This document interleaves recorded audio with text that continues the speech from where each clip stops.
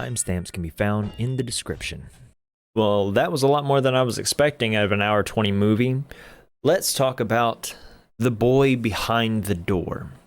Going into this movie, I wasn't expecting much. I just wanted a quick film that I could knock out today because watching a horror movie every day is hard when you have other things going on in your life. So going into this film, I originally thought that this was going to be cheesy and poorly done, but throw all that out the window. It was a really solid movie. It's hard to find good child actors these days that aren't immediately snatched up for or Netflix series. But these two boys really carried it along with the antagonist in this film. Let's do the quick plot real fast. It's a super short intro to it, and then we'll jump right into it. Bobby tries to save himself and his best friend when they are kidnapped on their way home from school. Simple. I will say part of my ranking towards this might have something to do with me watching Black Phone again recently. So these two are similar, but definitely not the same film. But anyways, let's jump into the Wiki Deep Dive. The first thing I'll say before going into the deep dive is the beginning of this film is a little slow. They try to keep tensions high early on, but it comes off as hide and seek, and it goes on for a little bit. You can tell that they were trying to get toward a feature film length. I think if they would have added maybe one more antagonist to it, just for them to have something else to worry about, that could have filled that time a little bit better. But let's jump into the Wiki Deep Dive. Best friends Kevin O'Connor and Bobby Green are walking through the woods on their way home when they are kidnapped. The two boys wake up inside the trunk of a car, and Kevin is taken inside while Bobby is left locked in the trunk. He is able to free himself and escape, but decides against running away after he hears Kevin screaming for help. He makes his way inside and discovers that Kevin has been chained up in the attic. The creep arrives to the house and provides the kidnapper with a wad of cash. The kidnapper provides the creep with a watch that is counting down an hour. The creep visits Kevin in the locked room, but is distracted when Bobby accidentally drops a paperweight. The creep eventually discovers Bobby and chases him, ending up in the kitchen where Bobby accidentally kills him. That paragraph captured probably 30 minutes, maybe not even that, maybe closer to 20 minutes of the movie, with Bobby sneaking throughout the house, trying not to be found, passing a ton of makeshift weaponry, and passes a lot. That's one small thing that bothered me in the film, because if I'm passing a skillet and I was just kidnapped and my homeboy was also just kidnapped, I'm taking a skillet, I'm taking every knife in the drawer, which eventually he does, and I'm swinging for headshots. Like, that's just personally how I would have been in the situation, but once again, hindsight is in fact 2020. Besides that, the kill in this first one, getting rid of the getting rid of an antagonist that quickly kind of bothered me a little, but I guess they did spend 15 to 20 minutes letting that threat build to a penultimate, if you will. As they are fighting in the kitchen, he tries to throw some boiling water in his face, but it had cooled down. We were hinted at it was boiling water when the steam went off. He moved it off of that, so therefore it was cooling. Bobby tries to throw that in his face. It doesn't work. Bobby's holding a knife out. The guy's trying to say, hey, calm down, don't scream, everything's fine. He kind of reaches out. Bobby kind of accidentally slashes at him, and he apologizes for it. The creep tries to make a quick move towards him.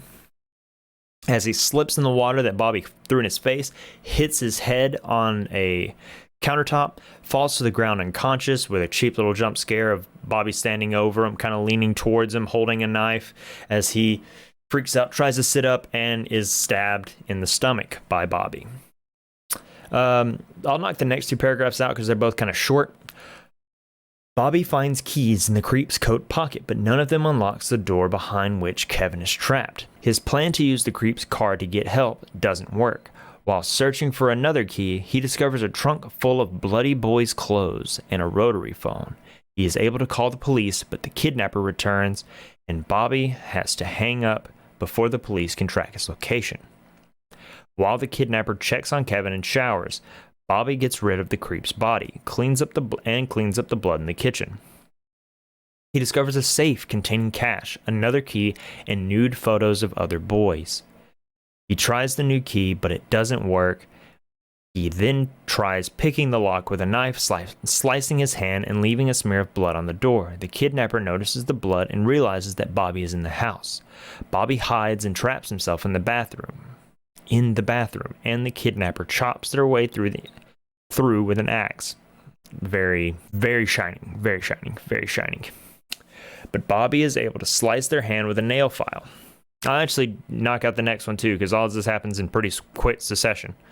The police arrive and the kidnapper, revealed to be a woman, answers the door. She claims to be alone, but the officer asks for her ID. After the woman doesn't return, the officer goes inside and discovers Bobby.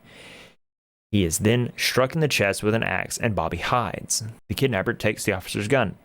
She discovers the creep's body and then follows Bobby down to the basement and explains that she expected him to suffocate in the trunk. This pretty much nailed everything. Like, there's not a lot to kind of talk more about here. It's filmed great. Lots of blue and dark lighting to kind of keep everything kind of cold and nervous. The reveal that it's a woman shouldn't have surprised me, but definitely did. Like, it shows the creep has a wedding band on, so it could have been anybody, of course, but like, I don't know. You wouldn't expect a woman to be the kidnapper, which is fascinating to me. I guess that's bashing down stereotypical roles and all that fun stuff, but we'll knock at the final two. She offers to trade Kevin for Bobby to her buyer, at which point Bobby attacks her, handcuffing her to a pipe and stealing her keys. He is shot in the leg, but is able to slowly make it upstairs. Finally able to unlock the door, he frees Kevin using a key he found in the safe with the pictures. And the boys make their way back downstairs, but Kevin is halted by a shot caller. The reveal, whenever he finds Kevin, it almost looks like he's dead. He's covered his face in his jacket or in his baseball tee as he freaks out, screams, and you immediately see this collar around his neck. And someone who's watched a lot of horror movies immediately thought that this is like a shotgun collar or something way more vicious, but it's hard to kill kids in horror movies without the internet erupting. So, safe play with the shot collar. Bobby runs back to the basement with pruning shears, but the kidnapper grabs his leg and sticks her finger in the bullet hole. Bobby frees himself by cutting her finger off, but is too weak to make it back upstairs. Kevin fights his way down to Bobby, suffering multiple shocks. He removes the collar using the pruning shears and attends to Bobby, who tells him to leave. Kevin refuses and helps Bobby to the police car. He calls for help using the radio, finds a taser and first aid kit, and treats Bobby's leg. The kidnapper frees herself from the basement, finds the boys, and drags Bobby outside the car. Before she can kill him, Kevin shocks her with the officer's tasers. The boys retreat to the woods and the kidnapper gives chase. She corners them and is about to kill them when a police officer shoots her dead. Kevin and Bobby receive medical treatment and are taken home. The pair are later shown on a beach in California where they said they wanted to go. All that's pretty accurate. Once again, it's an hour 20 movie, so it's pretty go, except for that first little bit where you can tell that they were trying to build suspense. All that's nailed. The villain, the true kidnapper, Mrs. Burton, does an excellent job playing a villain. She does fantastic. I don't really have a lot to say about the actual Wiki Deep Dive here. I think the only things that I would improve on the movie is adding another villain to fill up that time that you were using to build suspense. I think that some of the lines between the two boys were a little cheesy, but they are children, so it would make sense that they would talk like this, supposedly. Anything else that I had any issues with? Not really. I think there was a strange cut right at the end, because she's throwing these kids around. She's like judo throwing one off of her back. And when she raises her axe before she gets shot, her hands are up here, and when the camera cuts back to her, they're down here. It was a strange cut, but maybe I'm just thinking too much into it. Besides that, I thought it was good. I thought it was a solid film. There's not a lot for me to really pick apart, so let's go ahead and jump into the scores. I believe the plot on this can have an 8. It's simple, and it was done well. I think the plot can have an 8. For scares, there's a couple of cheesy jump scares in it, and a little bit of the gore of like the cutting the finger off and sticking her finger in the bullet hole. I think the jump scares can have like a 6. One of them actually got me, so anything that can get me and was done well, I normally give above a 5. The looming threat, they build it a little long in the beginning, but after that, I think the threat of being in the house and being children makes this a lot better. So I'll give the threat itself, I'll give the threat a 6 as well. I'll also add in the antagonist. She does a really good job, so I can give the threat a 7. I thought they did fine. I thought it did pretty good. I wasn't blown away, but I was impressed. Do I recommend this? Yes, it's a quick film. You can knock it out in a night and feel okay with your time. Is this for newbies? I was going to say it's a child-friendly film, but it's not awful. There's another scene. This is a gore warning for those that care. There's another scene where Kevin's trying to get he's trying to get a ventilation thing off and breaks a nail and like has to rip that off. That's fucking disgusting. So probably not for newbies. It's generally safe, but it's all about how you are with gore. Like, there's not a lot of swear words in it, so whoever cares about that, that's in it. Let's do final score. Final score for this one, I'll actually put it decently high. Give me one moment. Handy dandy notebook time. I think I had as much fun with it as I did a couple of other ones. This one can have, I think this one can have a 6.5. I thought this was genuinely fun and well done for the amount of time they had.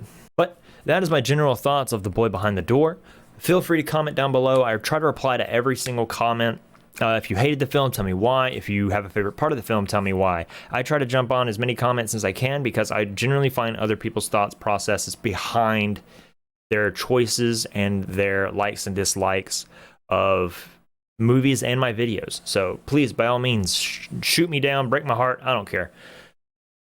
Everybody have a great day. I'll catch you tomorrow. Take care. Stay scared. See ya.